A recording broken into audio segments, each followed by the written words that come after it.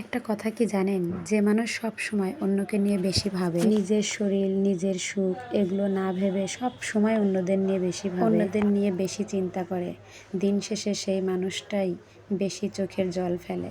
আমি এমন একটা মানুষ, অল্পতেই অনেক খুশি, কিন্তু আমাকে কেউ আঘাত দিয়ে কথা বললে আমি সেটা সহ্য করতে পারি না। মনে হয় আমি এদের জন্য এত কিছু করলাম, তারপরেও তাদের আমি মন পাই না, অনেক কষ্ট লাগে। আসল কথা কি, এই পৃথিবীতে আবেগের কোনো দাম নেই। এই পৃথিবীতে দেখবেন যে যত বেশি সবাইকে ইগনোর করে যায়, সেই সব সময় সবার কাছে অনেক ভালো থাকে। যে ব্যক্তি সব সময় নিজের সুখ নিজের স্বার্থে সব সময় কাজ করবে, সেই মানুষটাই দিন শেষে দেখবেন সবার কাছে অনেক ভালো থাকে। এমনটা যে কেন হতে পারলাম না, নিজের স্বার্থ নিজের সুখ এগুলো বুঝি না, শুধু অন্যের সুখ অন্যের শান্তি এগুলোই চিন্তা করি, যার কারণে হয়তো আঘাতটা আমি বারবার বেশি পাই। এই পৃথিবীতে আসলে আবেগ বলতে কোনো কিছু নেই, কারণ আবেগের এখানে কোনো মূল্য নেই। পৃথিবীটা একটা স্বার্থের মতো।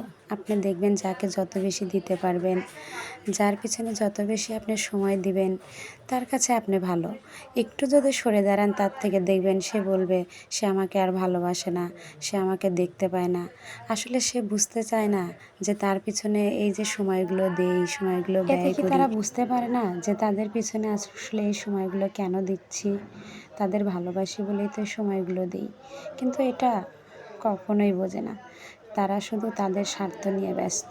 আপনি এই মানুষগুলোর জন্য হাজার করলেও দেখবেন দিন শেষে আপনাকে এসে এমন একটা কথা বলবে, কি করেছেন আপনি আমার জন্য, কি করেছো তুমি আমার জন্য, এমন প্রশ্নের সম্মুখীন হতে হয়। তখন নিজেকে বড্ড অসহায় মনে হয়, কাদের জন্য আমি এগুলো করলাম। সেজন্যই বললি, আবেগের আসলে কোনো মূল্য নেই। আবেগ দিয়ে কখনোই দুনিয়া চলে না, আবেগের জায়গাটা কেউ বুঝতে চায় না। পৃথিবীতে চলতে গেলে যে এত কষ্ট পেতে হবে, আগে যদি জানতাম, কি বলবো বলেন, তাহলে হয়তো এই কষ্টের সম্মুখীন এখন হতাম না।